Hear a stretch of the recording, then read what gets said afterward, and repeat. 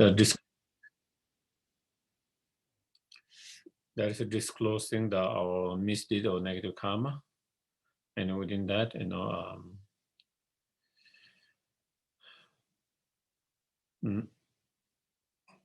there is making offerings, and then paying homage, prostrations, and then going for refuge, and then purifications by disclosing all our negative karma that we have created in the past due to any of the delusions, through any of the three doors, either body, speech, mind, all of them. And either we create ourselves or encourage others to create ourselves, others to create, or rejoicing in our own negative karma or others, And so by understanding all of those, recognizing and understanding all these are negative karma that bring more suffering, pain, and create obstacles to our spiritual growth, for our spiritual realizations. So with all of that understanding, then we try to purify all the negative karma which are already created, and we try all our best not to create more negative karma in the future. And in terms of the purifications, then the 4 conditions are important in order to purify the negative karma. And so, the power of dependent, the power of reliance, or the power of objects, and the power of regret, the power of resolutions, and the power of antidotes. And at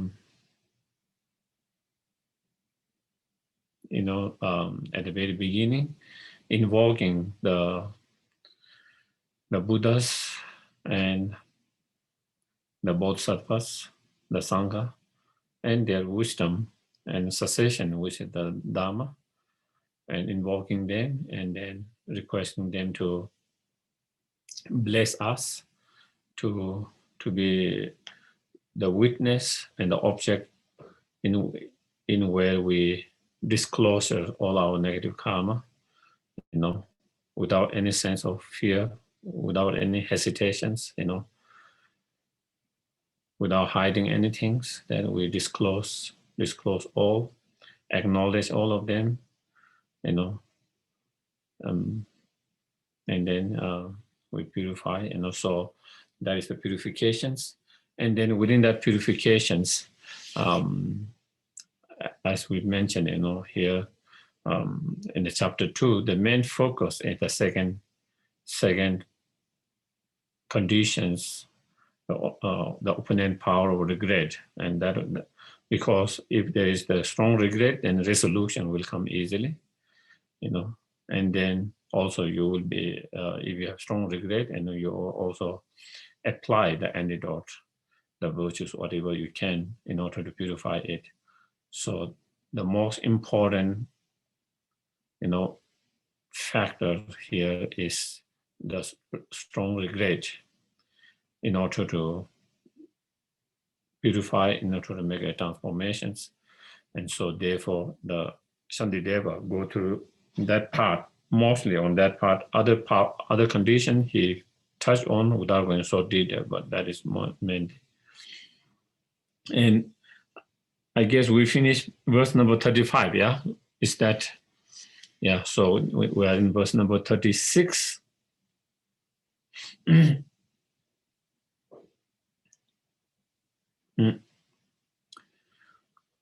So why, why we shouldn't create negative karma, by being attached, being attachment to, a lot of samsaric pleasures and comfort, so because a lot of time we create a lot of negative karma in order to get the object that we are very attached to, whatever that means, whether it's external things or whether it's internal experiences, so So then in relation to that, just like a dream experience, whatever things I enjoy will become a memory. Whatever has passed will not be seen again. So what it is saying, like when you, in a dream, you remember experiencing something very joyful, something pleasant. But when you wake up, it's just a memory, it's gone, is there nothing there, it's just a memory.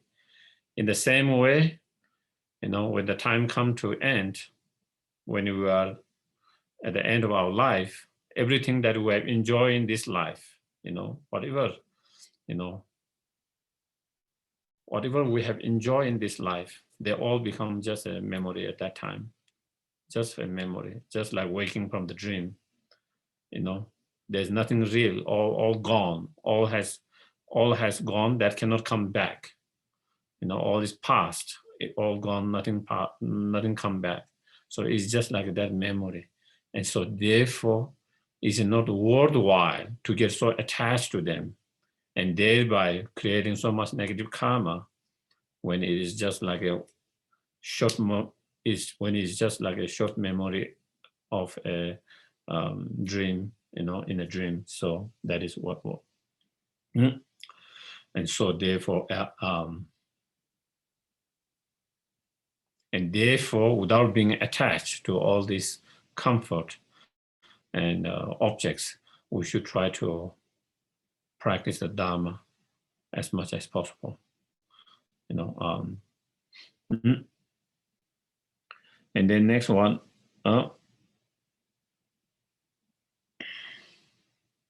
again, next one,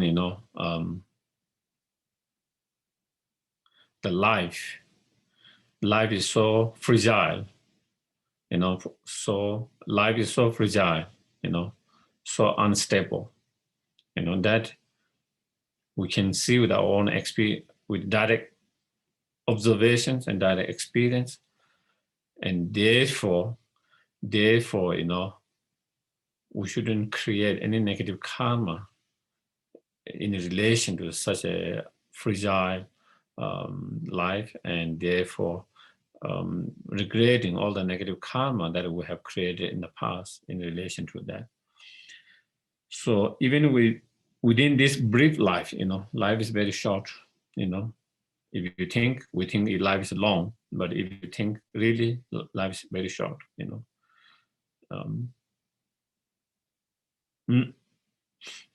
even we live, 80 years, 90 years, up to 80 years, 90 years, 100 years, still, in comparison, the whole time itself is just like 1 second, it's like one moment. It is very brief, So within this brief life, many friends and folk have passed away, and we have seen some of our family members, some of our friends, some we might have some conflict, some people whom we didn't like so much. Many of them have passed, we have seen them. They are no more in the world, and we experienced that directly. We saw, directly ourselves, we experienced that. But whatever unbearable evil I committed for them remain ahead of me, But whatever negative karma we created due to being attached to our friends, families, and due to having aversion to our enemies, whatever negative karma we have created, they are still within our mind stream. All those negative karma and those imprint are still in our mind stream that will give rise to the result, the pain and sufferings in the futures ahead, and so therefore, and therefore, regretting for all the negative karma that we have created, either due to attachment to our friends, families, or either due to aversion to our enemies, and so forth, whatever negative karma we have created, that we understand it was a mistake. We acknowledge that, and we regret that. So that is. Mm,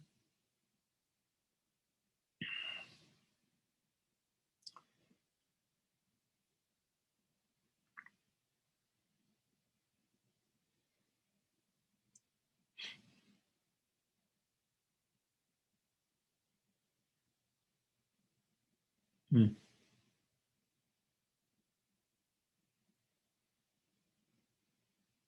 Okay, yeah. And due to not understanding or realizing,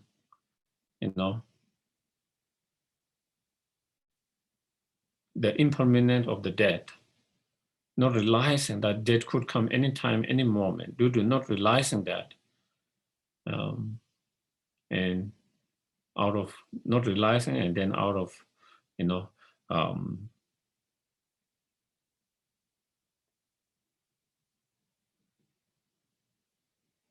due to not realizing them, then we create a lot of negative karma. And so again, regretting for all the negative karma that we have created due to not understanding that, out of three poisonous mind.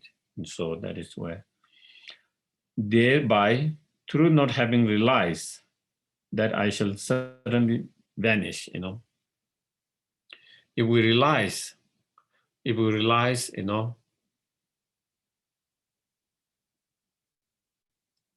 is uncertain. Death is certain, but time of death is not uncertain. The death, it will definitely come, but we don't know when it will come. It could come anytime, any moment. If we realize that, today might be, this year might be my last year in here. This month could be my last month. This week could be my last week. Today might be my last day. It is possible.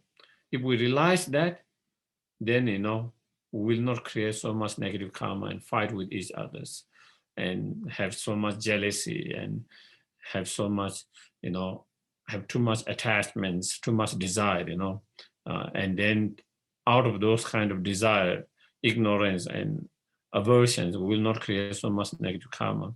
But due to not realizing that, thinking, I'm going to live for 20 years, 30 years, 40 years, 50 years, on the basis of that, then we feel like I need this. And so attachment arises, desire arises, and out of that attachment, desire, we create a lot of negative karma.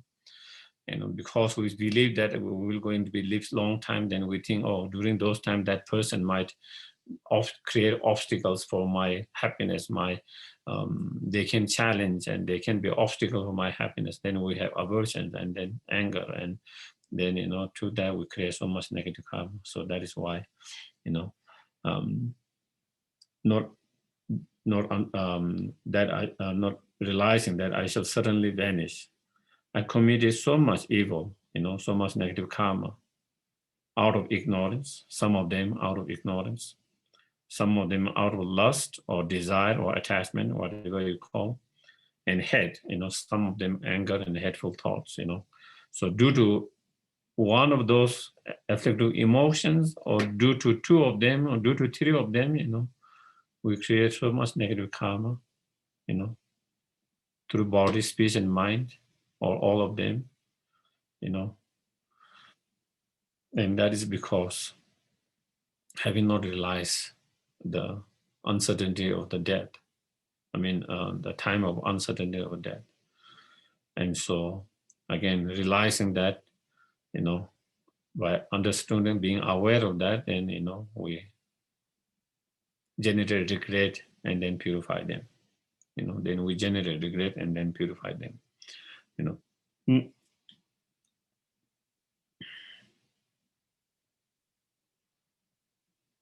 So then next is, that is definitely going to come, because, moment by moment, It is getting closer and closer towards that. And we could create more life to whatever we have according to our karma. And so, we will come, we are getting closer to the final, the final, that is the death, and if we die without being purified so much negative karma, then we will have to create so much, suffering as a consequence of those negative karma in the futures. By realizing that, then cultivating a strong fear,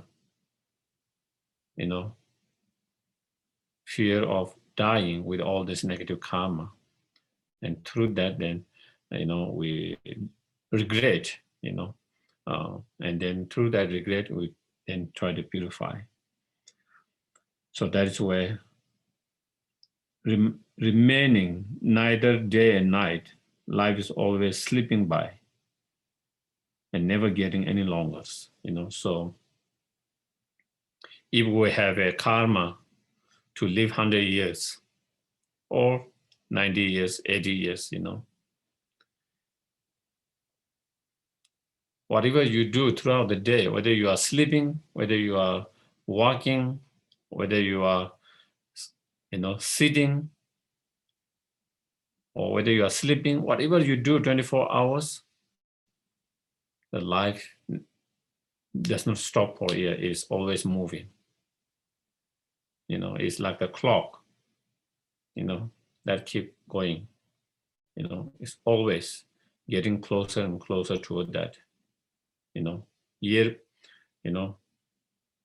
second by second, minute by minute, hour by hour, day by day, week by week, month by month, year by year, we are getting closer and closer to the final, the end of our life. It never stopped for a moment.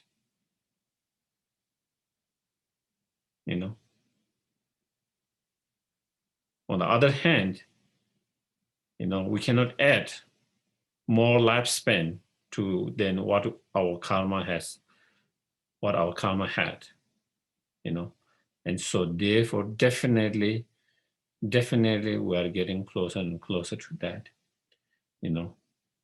Therefore, why will death not come to me, to one like me? Therefore, absolutely, death is definitely coming. Definite. Death is definite. No one can escape as long as you're in samsara. As long as you are in samsara, no one can escape the death. It's definitely coming. Therefore, before the death comes,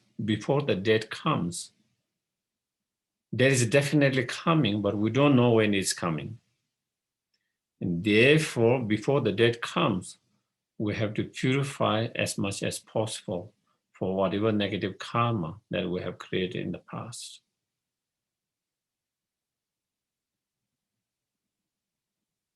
By, applying the antidotes, the virtues, the purifications. And so that is,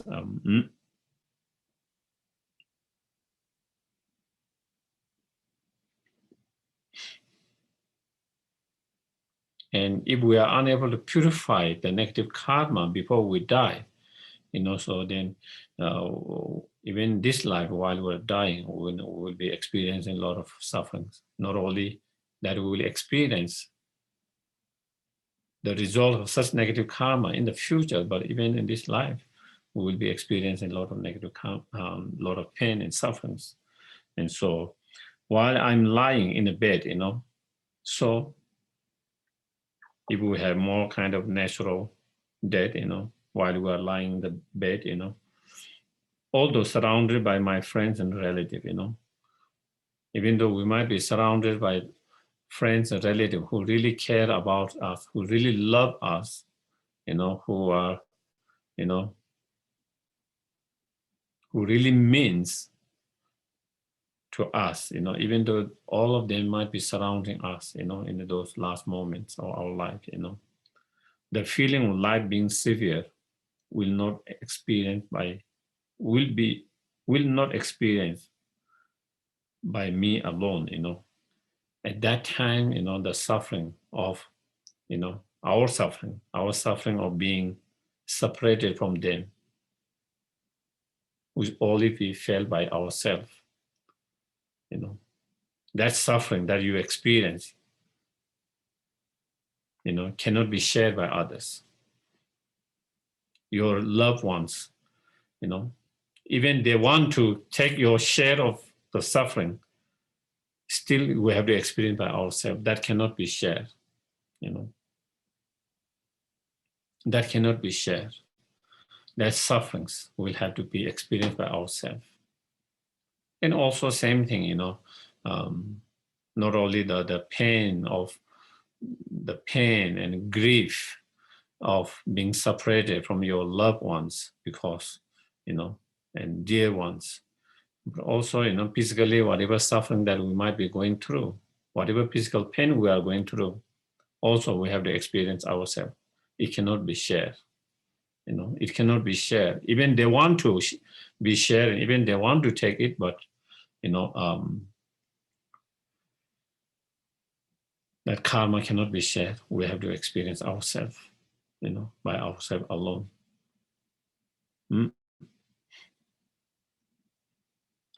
And when seized by the messenger of death, what benefit will friend and relative afford, And then, at that time when the messenger or the Lord of the dead arises, whatever physical pain, mental pain, emotional pain, whatever pain we are going through, we cannot share that with our friends and relatives. We have to experience ourselves, all of them ourselves.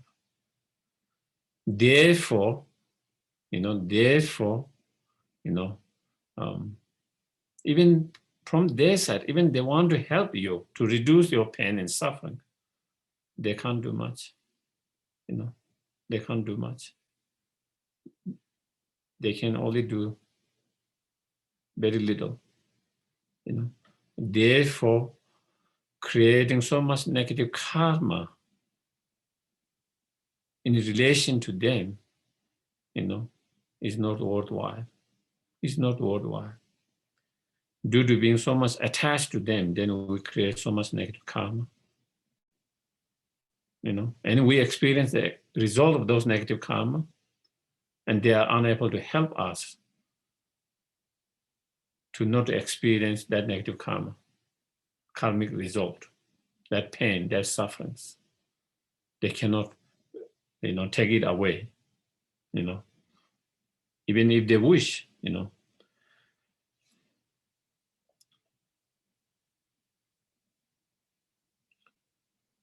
Where was that? Yeah. But merit alone shall be protect me then, but upon that I never rely, And so at the time of death, what can really help us at the time of death, also after the death, is our own virtues. That's what we can help. If we have created virtues, positive karma, merit, that will help before death, that will help at the time of death, and that will help after the death. But that one, we haven't been able to accumulate so much. We haven't been able to collect or accumulate so much of virtue, so much of merit, so much of positive karma, because we were engaged in so much negative karma, and didn't have time to engage in positive karma, So therefore, while we are still alive, while we still have the time, we need to engage into as many virtues as possible. We need to engage into creating as many merit as possible. we need to create as many positive karma as possible by practicing the Dharma, because that is the thing that only can help us.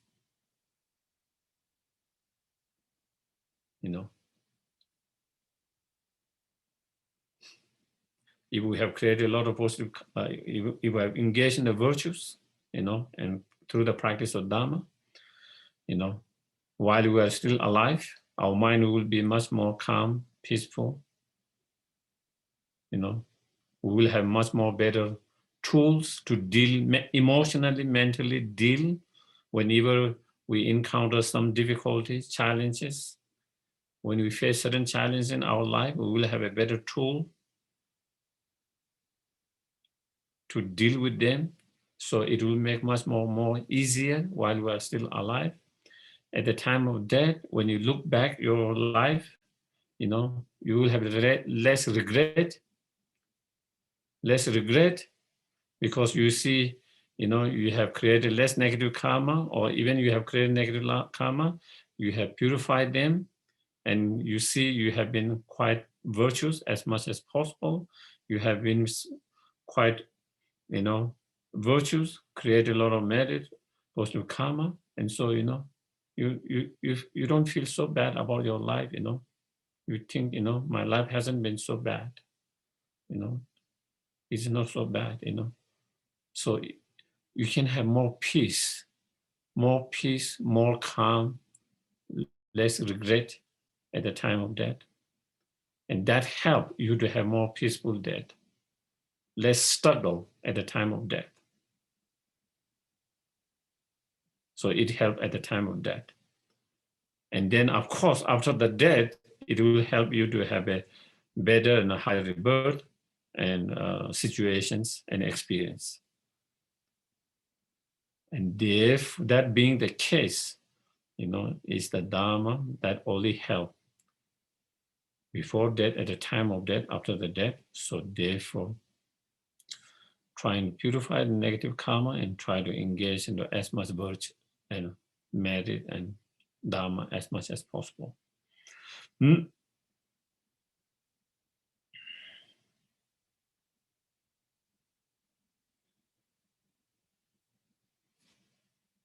Okay, so then,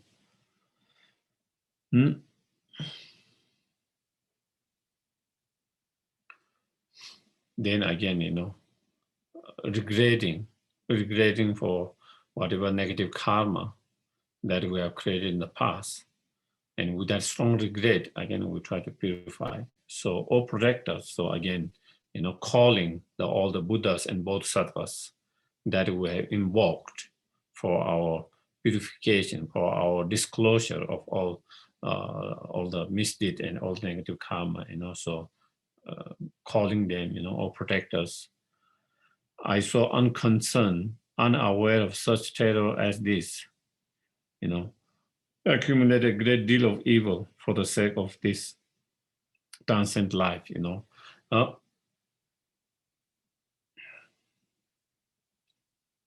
unconcerned, unaware of incredible,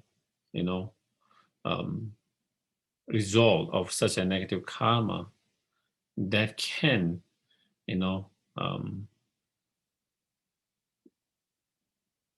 that can throw us into the lower realms, and so much suffering in that lower realms.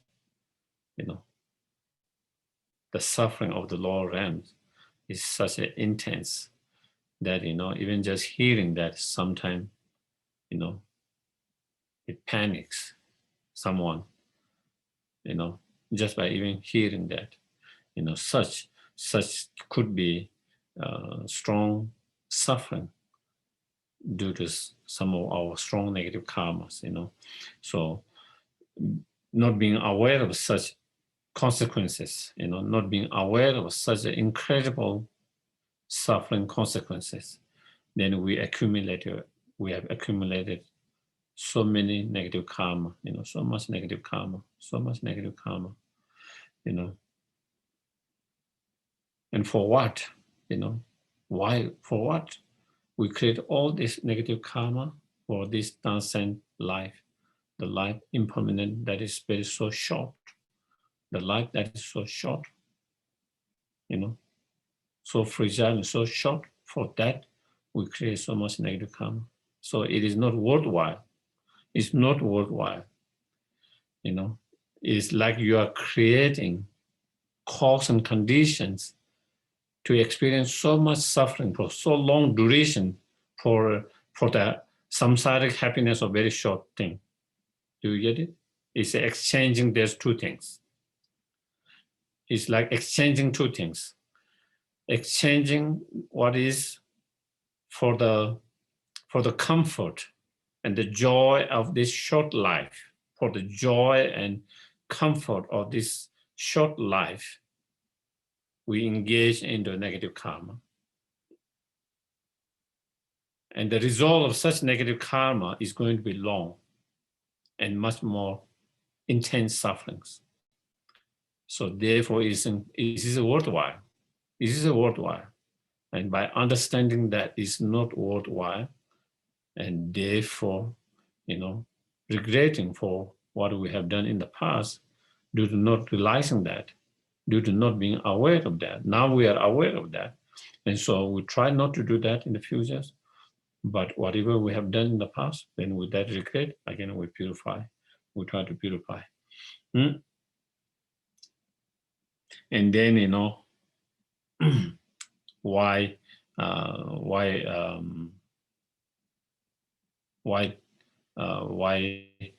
we can have such a very strong fears, Petrified is the persons today being led to a torture chamber, So if someone is being taken to torture chamber, by someone, then how much frightening that person will be, how much petrified that person will be, because they are so fearful, because they are so petrified, their mouth will start to dry, just because of that fear, dreadful sunken eyes, their eyes will be like kind of, dreadful sunken. Again, all this come through, there's so much fear and petrified. Their entire appearance is transfigured, and you can see, they look so different, their face becoming like a kind of bloodless, white, very white, when you and very fearful in that, very different. If that is the case, to be, then here saying, what need to mention the tremendous despair when stricken with the disease of great panic, If we are born in one of the lower realms, especially hell realms, so then, how much despair that one, how much great panic, fear that one would have, being collapsed by the physical forms of the frightful messenger of the dead, So,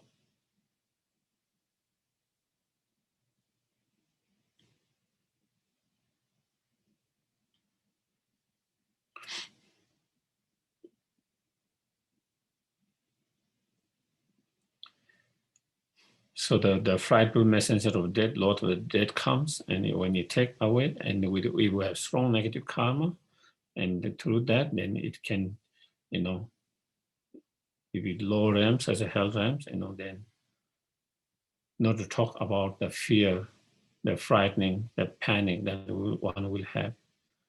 And therefore, since nobody want to have that kind of fear, nobody want to have that kind of dreadful feelings, that kind of despair feelings. And so therefore, we have to stop creating such negative karma that lead to that. And whatever negative karma we have created in the past, with a strong regret, we need to purify them. We need to purify them. So, and not only then, there will be fearful at the time of death like that,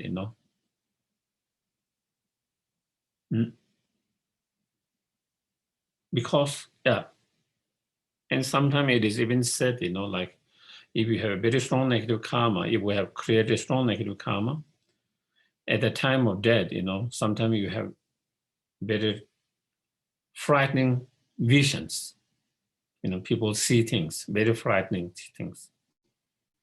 If you have strong negative karma, you have a nice visions. People see nice things, seeing light, something more peaceful, calm. But if you have very strong negative karma, sometimes people started, even before death, even when they are alive, they started to have some kind of vision and a fright. They try to, in their image, come very frightening things. And of course, when you see that, then it becomes very very frightening, And it's again, it's a so nobody want to have that kind of frightening feelings, visions, And so again, not to experience that, we have to we have to purify all the negative karma that produce that. Not only that, then also in the futures, that is at the time of death, but in the futures after our death, then again, some of the suffering that one will experience. We have a very strong negative karma, So, who can afford me real protections from this great horror? With terrified, bulging eyes I get, I will search for 4 direct quarter for refuge. So, if we have been out of by our strong negative karma, if we are born in one of the lower realms, such as the hell realms, because there is so much pain, sufferings, unbearable pain, sufferings. So then you will look for refuge at that time, wishing there is someone who can come and protect me. Wishing, hoping, praying that someone might show up to protect me, to save me from such a horrible, such a painful pain and suffering. So one will try to look for all that on all time, 4 directions, but seeing no refuge there due to our own strong negative karma, then we cannot see, and we cannot find any refuge at that time. We will not be able to see, we will not be able to see and receive that. And I shall become involved in gloom. And so when you are desperately looking for a refuge, looking for a protector, looking for a help, but you are unable to find it,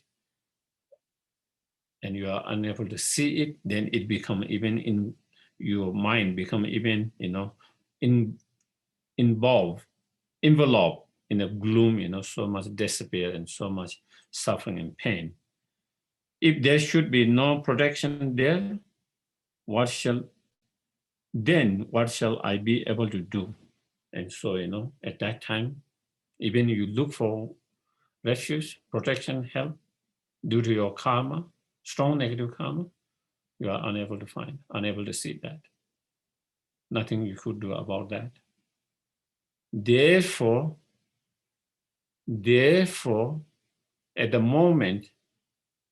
at this moment, when you are still alive, when we can actually go for a refuge, and where we can take a refuge, then we should go for a refuge now. Because at that time, even you want to go for refuge, you are unable to find it due to negative karma. But now we can find a refuge. We can find a help. We can find a protectors. And therefore, we should take refuge. We go for refuge now. And if you go for refuge now, then also with so much imprint and blessings and positive karma, all of that, then again, it will help us in the future. So that is what, Therefore, I now seek refuge. So that is where, in the Buddhas who protect the world. And therefore, at the moment, because we can go for refuge, we can take refuge, therefore one should take and seek refuge. And to all the Buddhas who protect the worlds, Buddhas, those who are fully enlightened, for the benefit of all sentient beings, who have unconditional love, and undiscriminating to each and every sentient beings, and who knows the, each mental state and predispositions and the interest and level of each and every sentient beings, have all the skill and means. So we go for that refuge, take to the Buddhas who strive to shelter all being lives, and those Buddha who achieve enlightenment in order to free all the sentient beings, give shelter to the all suffering sentient beings, and with a great strength eradicate all fears, all the fear of samsara, the fear of death, the fear of sickness, the fear of aging, the fear of not finding what we want, the fear of losing what we have, what we like, what we love. So, so many fear that we have. And again, fully enlightened Buddha who have, achieved enlightenment and who have the strength and power to help us to free from all these fears. So that is taking refuge to the Buddha.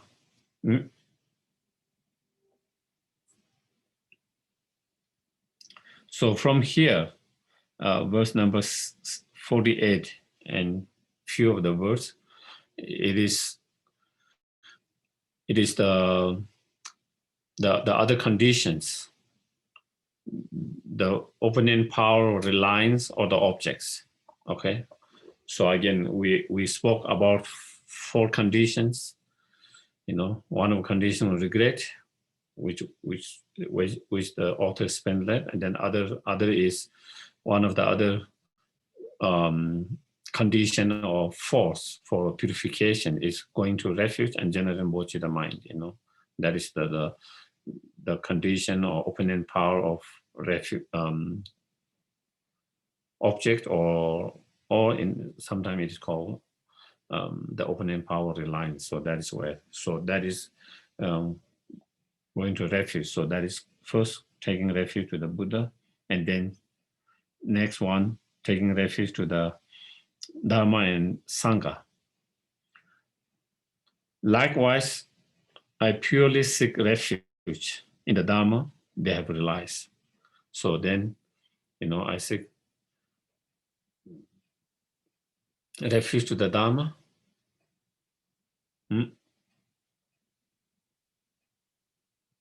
That all the Buddhas have realized. So that is their, enlightened wisdom, enlightened, uncontaminated wisdom, and the cessations. That is the Dharma. So I take refuge to them.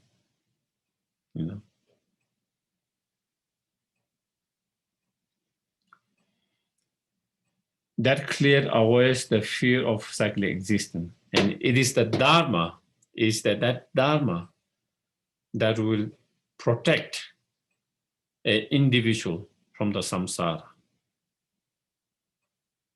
So when you cultivate the Dharma within yourself, then you will be protected from all the fear and suffering of the samsara.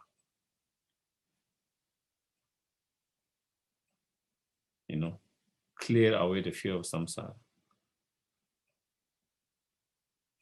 So therefore, Dharma is the actual refuge.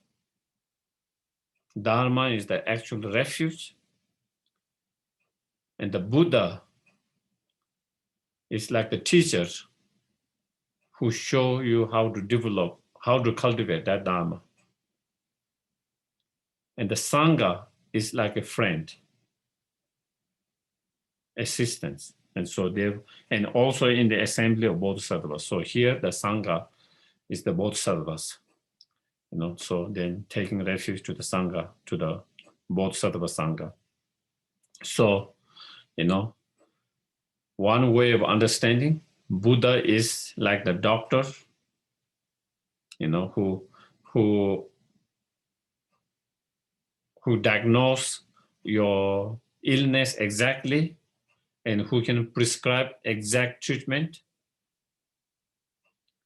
And the Dharma is the actual treatment. The actual treatment. And Sangha is like the nurse assistants. Okay? So if we want to be cured of our sickness, it's not enough to see the best doctor who can diagnose and prescribe exact treatment. To cure, you have to take the treatment, the medicine. If you don't take the cure, the medicine, or whatever treatment, even you rely on the best doctor, you are not going to be cured. So what actually cure you is whatever medicine, whatever treatments. And same thing here, in order to free us from the samsara and the suffering of samsara, we have to practice and cultivate the wisdom within ourselves, cultivate the Dharma within ourselves. By cultivating the Dharma within ourselves, then we can cure of all the illness and the suffering and the pain of the samsara. And that is how Buddha, Dharma, Sangha protect us from the samsara and the sufferings.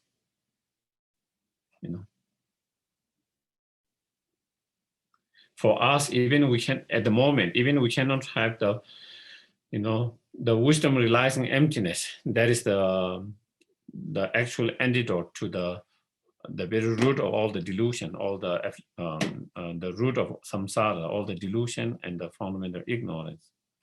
But at least we need to cultivate the Dharma of the practice of abandoning from 10 non-virtuous actions and engage in 10 virtuous actions.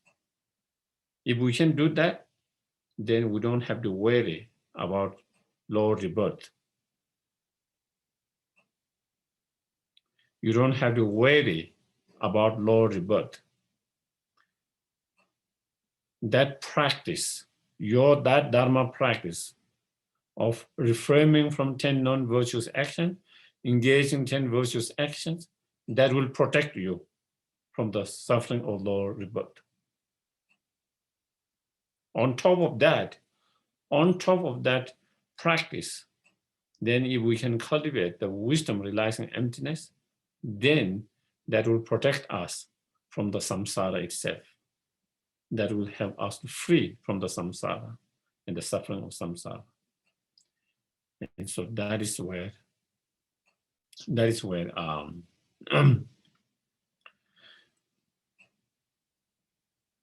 so that's how we go to refuge, to the Buddha Dhamma Sangha. That's how we go to the refuge, to the Buddha Dhamma Sangha.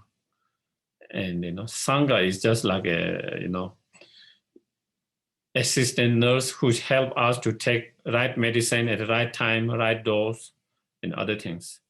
In the same way, the Sangha here, is a example, inspirations, and that support in our practice. Sometimes when we are distracted,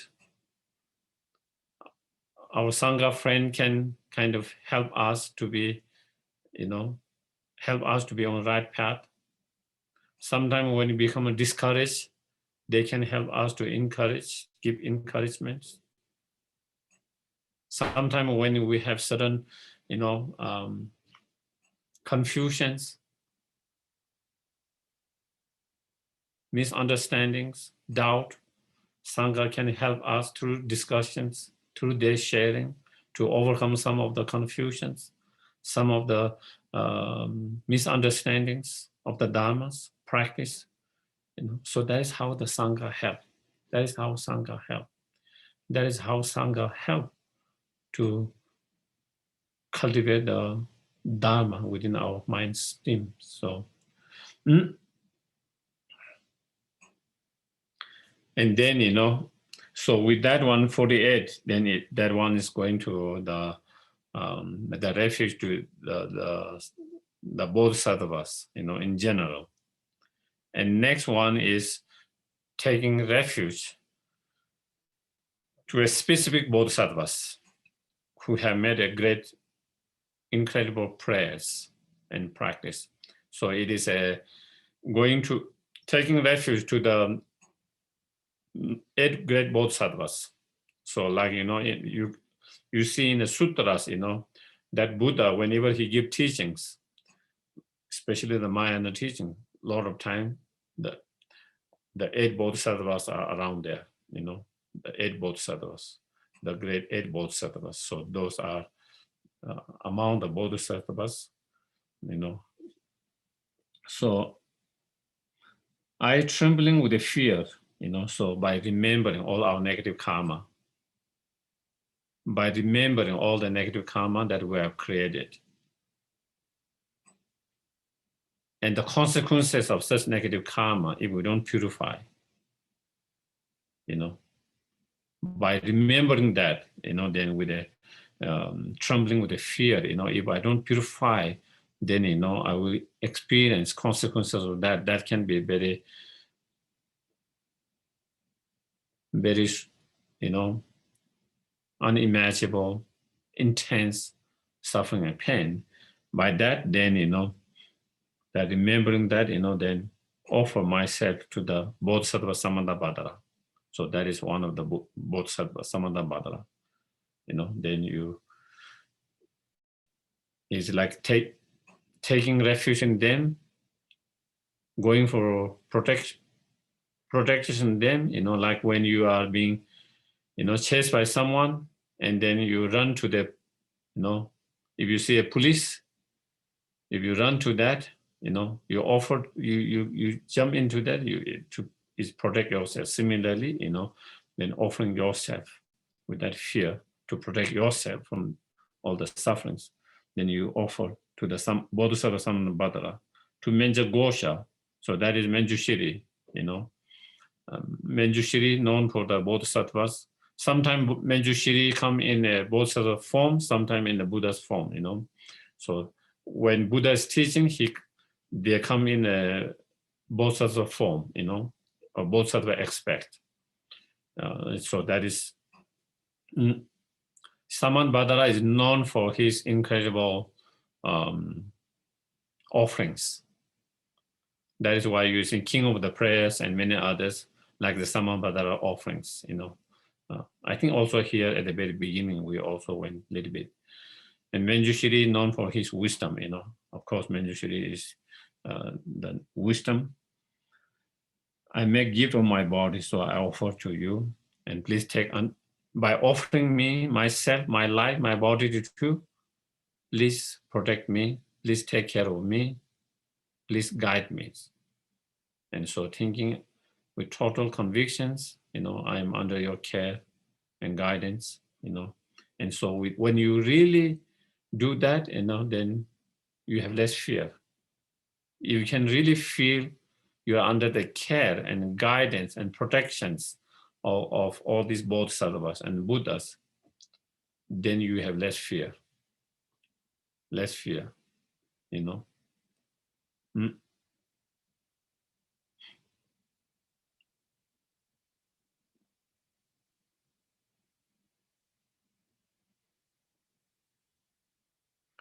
To the protector, Avalokiteshvara. So that is others. Avalokiteshvara, known for compassions, greatest compassion, who infallibly act with compassions, so always, incredible compassion to all the sentient beings, watching over all the sentient beings all the time, like the mothers to the only child, precious only child, watching all the time, caring all the time with incredible compassions.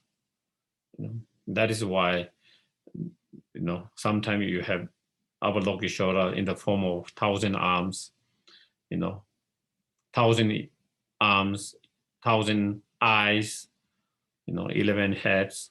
That symbolize just the compassion, wanting to reach to each and every sentient beings, wanting to reach each and all sentient beings. The more you have hand, the more you can reach and more help you can do, So that is symbolizing and watching with each hand, watching all of them, And so that is compassion.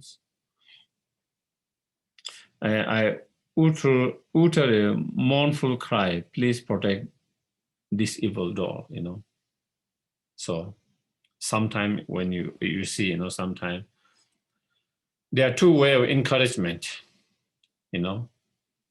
sometimes saying nice thing, sometimes being critical. Sometimes being critical can encourage us to be better. Sometimes, we shouldn't be too critical. Sometimes we have to kind of, uplift and say nice things and think nice things. So it depends on, individuals, it depends on situations, it depends on the mindset of that person, that moment, But here is a little bit being like critical. So that is, please protect this evil door, referring to ourselves, being evil door, because we have created so much negative karma from the past. And so saying, I'm the evil one, please protect me. Please protect me, please save me, please guide me, please be taken under your care of you. So, and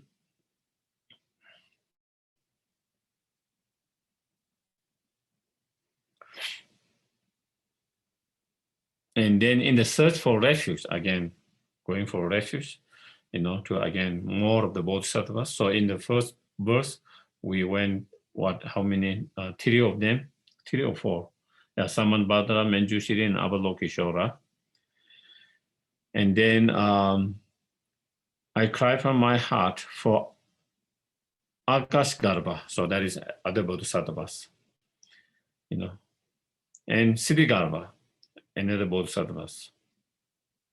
Siddhigarbha is known for his incredible prayer that, especially to pray all sentient beings in general, but especially for those who are in hell realms, and especially those who are in hell realms.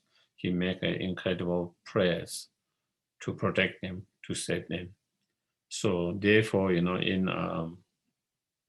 Siddhigarbha is very common. It seems very common in Chinese traditions, China, Korea, and Japan.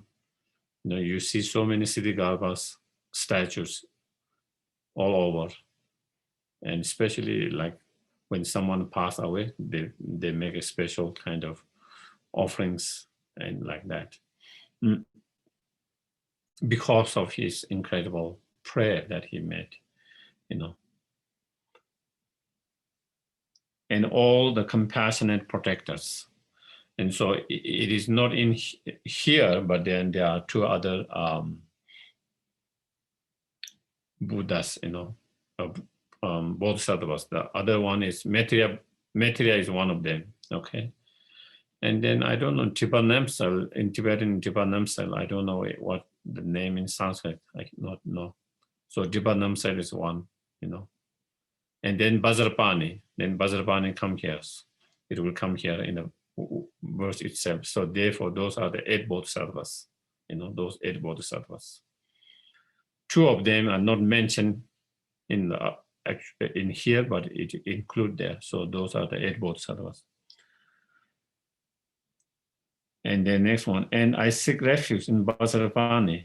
And Vajrapani is known for his power, to dispel the evils.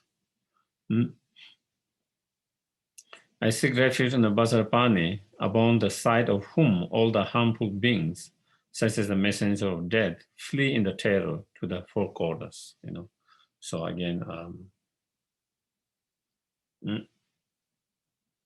so Vajrapani, is powerful to clear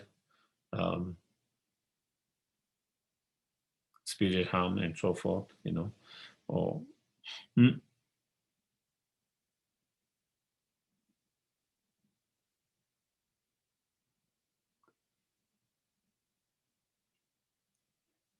So next one, having gone to refuge to the Buddha Dharma Sangha and the Sangha of the Bodhisattvas, especially for those 8 Bodhisattvas, having taken refuge to them, having gone refuge to them, then saying,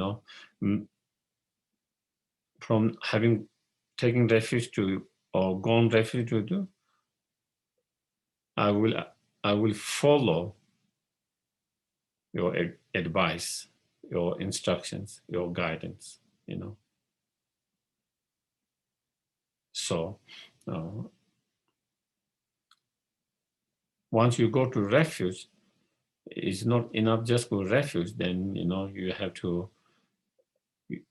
to listen to their guidance, listen to their advice, listen to their instructions. So therefore, that is what. Previously, I transgressed your advice. In the past, sometimes by not knowing, we transgress their advice, instructions, guidance. Sometimes due to not being mindful, then again we transgress their advice, instructions, guidance. Sometimes due to strong negative emotions, sometimes the negative emotion is so strong, we cannot control it. Unable to control the intensity of that negative emotions. And because that negative emotion is so strong, we become uncontrollable, lose the control, and thereby again, transgressing the Buddhas and Bodhisattvas, the refuge, advice, instructions, and guidance. When frightened, where is that? Oh, your advice. But now, upon seeing this great fear, I go to you for refuge. But now, as I reflect and contemplate on the karma,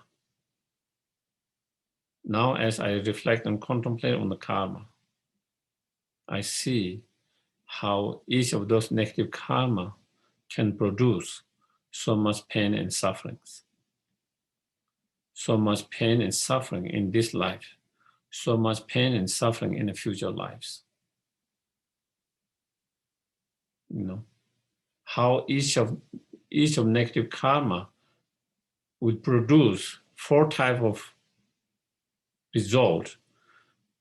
As a ripening result, throw into one of the lower ends.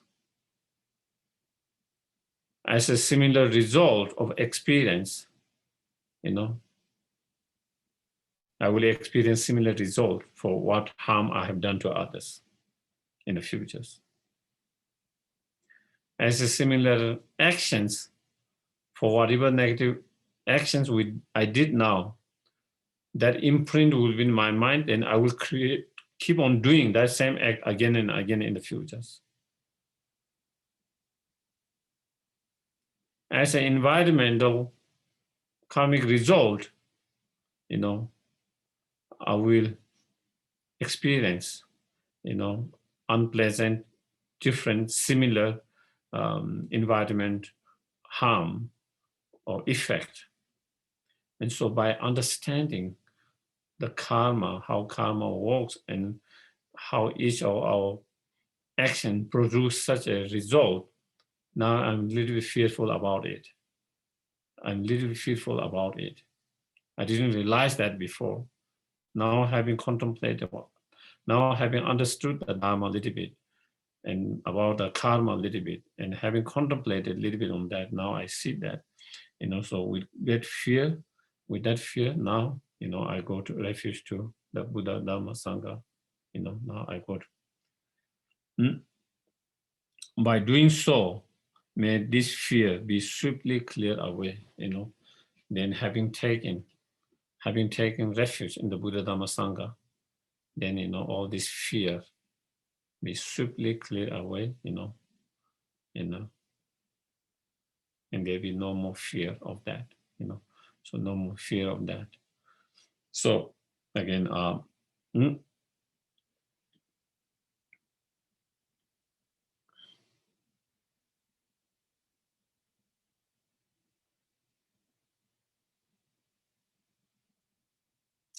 So then next one is, the fourth conditions, that is the applying the antidote, the power of antidote.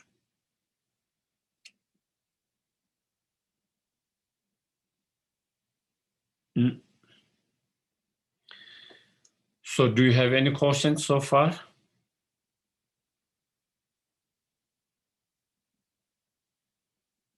Questions, comment? Yes. I have a question if you don't mind. I do mind, but it's okay. No, joking. So going all the way back to the second verse we covered, I think it was verse 36, if my memory serves. 36 or 37, somewhere in there. You spoke about a topic we hear about often, which is kind of recognizing aversion towards our enemies and thinking about that within the context of preparing for death. I was just reflecting to myself that, our mind is sneaky, and it's easy to think that we've done enough purification, or we've asked for forgiveness, that we've taken the right remedial action to repair that relationship. We've generated bodhicitta towards that person. What questions can I ask myself to ensure that I have really repaired the relationship? And in particular, I'm thinking about people whom maybe I've harmed, they've harmed me, but then I maybe won't see them again in this life. And so it's easy to think that things are okay when you don't see someone. Yeah. Well, you can imagine, that person's, whether they're alive or not alive,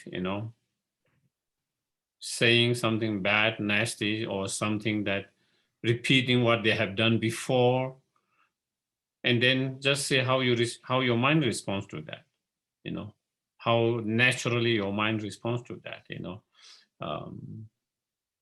Of course, sometimes, again, as you said, our mind can be kind of sneaky. So sometimes when we are trying to do this, then your mind might not react spontaneously, because your mind know you are doing this kind of imagination, visualizing practice. But if we find a way to kind of trick your mind from being so aware of that, you create that kind of in your mind, that kind of certain environment or certain situations that would upset you or whatever, something. And so then see them repeating the past, what they hurt you or whatever that, and see how you respond to that, how our natural mind responds to that, and then see whether we have forgiven or not given, whether we are still holding or not holding, so that could be one kind of exercise, that one can try to apply, and see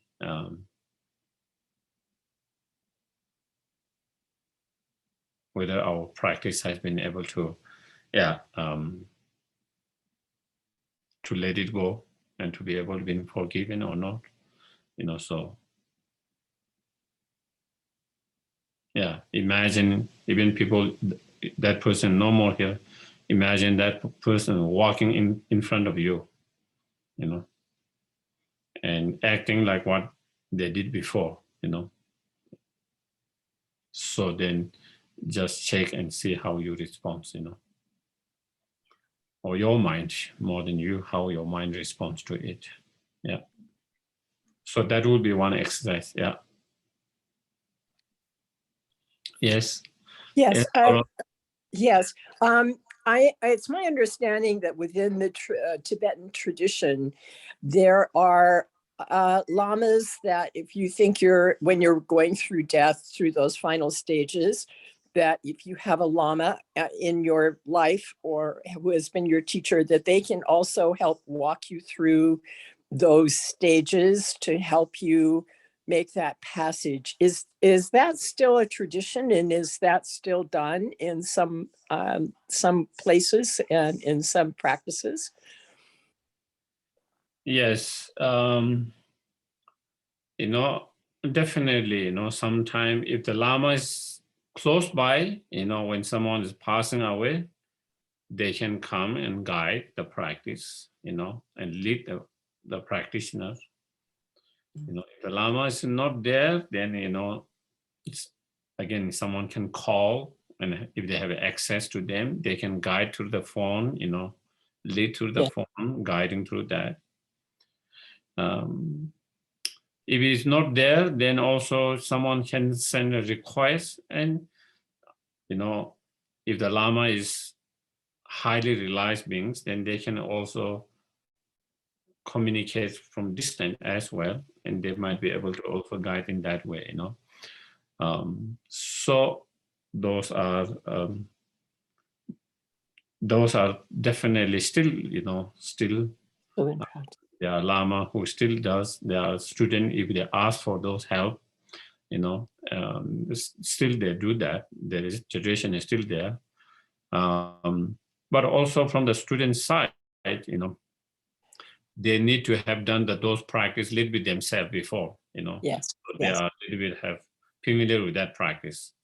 And so then they can follow when the Lama is guiding to think this way, now visualize this, or think this and this, leading through each stages of those dissolutions and those paths, then the student can follow. But if students have not done that practice, then they might find difficult and struggle to follow the. Yeah. So yeah. I understand. And on top of that, I want to also talk about how Tonglen can be used by family members or close friends with someone who is going through that passage, or before. It might be a week or two before. I've had the opportunity to do that with at least two friends who were in the final stages, and just for me, and later on I talked to their family members, that was also very comforting for them as well, that as a Tonglen practice. Can you talk a little bit about that and the correct or appropriate way to use that? Yeah, again, the best will be the person who's dying to do the Tonglen. That will be the best. Yeah. Because if someone can die with that kind of love, compassion, bodhicitta mind, they don't have to worry about next stages. Yeah. They don't have to worry about the next stages. They don't have to worry what is going to happen the next. If they can die through practice of Tonglen with that kind of love, compassion, bodhicitta mind, that would be the best. But of course, some people they can do, some people they cannot do. Some people have access, or they have learned to do. Some people have not. So that would be the best for the person who's dying, but also the people who are trying to help. Definitely, they can do Tonglen. Of taking off whatever suffering, pain, physical, emotional pain that person might be going through. The person who's dying, and the negative karma, that the delusions, whatever they might be, taking all of them on oneself and giving them kind of peace, calmness, and sending them peace, calm, and then virtuous mind, positive minds. So yeah, like that. Yeah. So definitely, it helped the person who's dying indirectly, and definitely it helped the families, the friends who are there. At least they feel they can contribute, and they can do something for them. Otherwise we feel helpless. Helpless. There's nothing we cannot contribute or do to make that pain less or whatever. But with Tonglen, definitely we can spiritually contribute and help in that way. Thank you very much. Yeah, pleasure. Thank you. Two quick clarification Yes, please. questions, Geshe. Lines 43 and 44, does that refer to during the process of dying, or the bardo period, or potentially both of those periods, those kind of negative visions and experiences at the time of death or just after death? This one is mostly referring to at the time of death, at the time of death, the Lord of the dead or the messenger of the dead coming, to get you, and then and because you have so much negative karma that you are still not purified, now you started to wait it, the Lord of dead or messengers coming, taking you, and then that it will take you to, the lower rebirth, and if you go to lower rebirth, you started to think what kind of suffering and pain there is. So you started to panic. You started to have all this despair and fear of all of that, So it is at the time of death. So it is a time of death, The 43 is more kind of example. It just give example. If you have fear, if something happened like that much of fear, then when this happened, you will have even more fear, more despair. So that is what. So, but also it can also refer to, as you say, also in Parto. It could be also same in Parto. It could appear in Parto as well, But this one actually saying at the time of death, when the messenger of the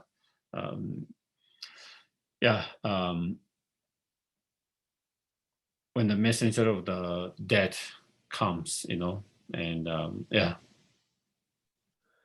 And then a couple spots, including the next line, 45, when they say the 4 quarters, does that just refer to kind of like the 10 directions, or pretty much everywhere where you're searching? I haven't seen that term that often. 4 quarters or 4 directions.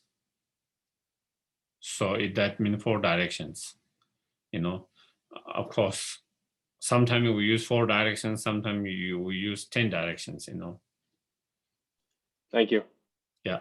So you see sometimes 10 directions, sometimes you see 4 directions. So 4 quarter here means 4 directions. Yeah. So then any others?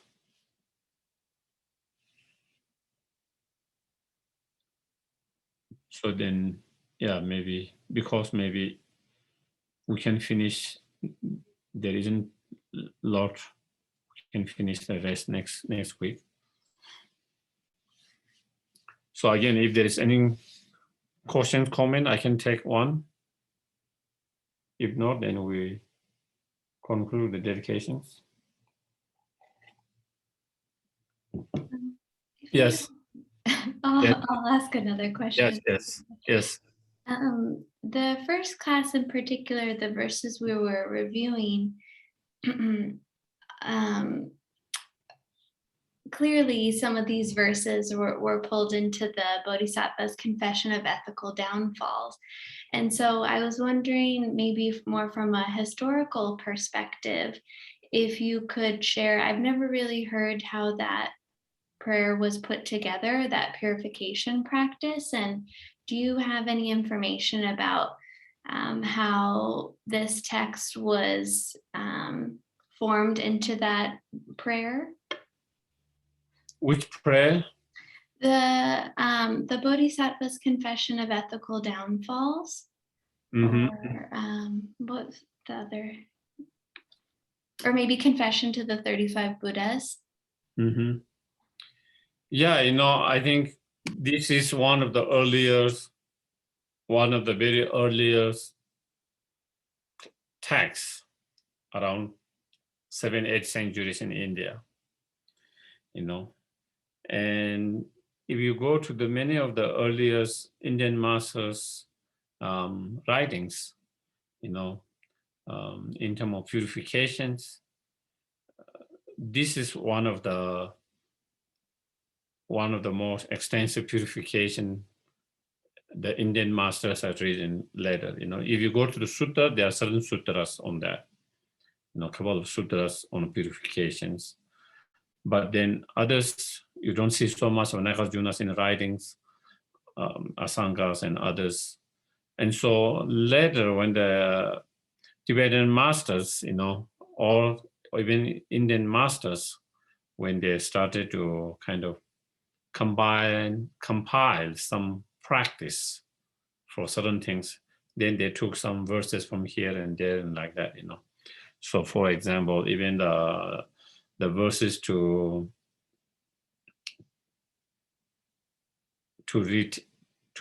take or retake the Bodhisattva vows, the verses are also taken from here,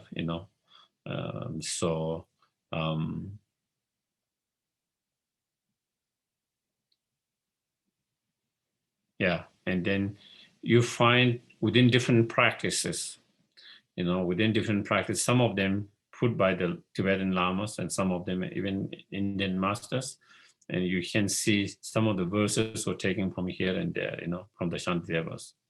But also Shantideva, some of the verse he took from the sutras as well, It's not exact word, but the meaning is there and he put in the, so again, all of them actually go back to the sutra itself. But and I think maybe, yeah, and so therefore you find from this text different verses that are taken in different practices, that was put together by either his Indian master or Tibetan masters. Yeah.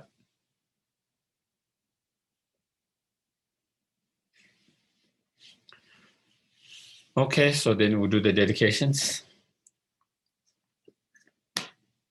So then again, I'm going to chant in Tibetan, 2 of them. You can chant with me or you can recite in English yourself, whatever you feel comfortable.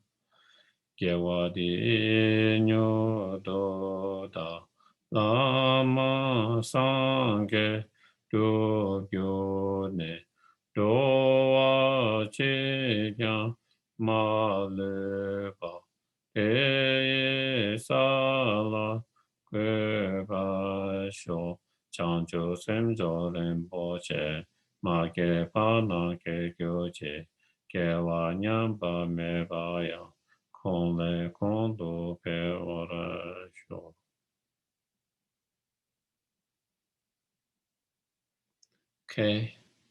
Thank you very much, everyone. Thank you. Good evening, good night. Thank you. See you next week. Thank you. Thank you. Thank you, Geshe. Thank you. Bye. Thank you. Bye. Good night. Good night. Thank you. Good night.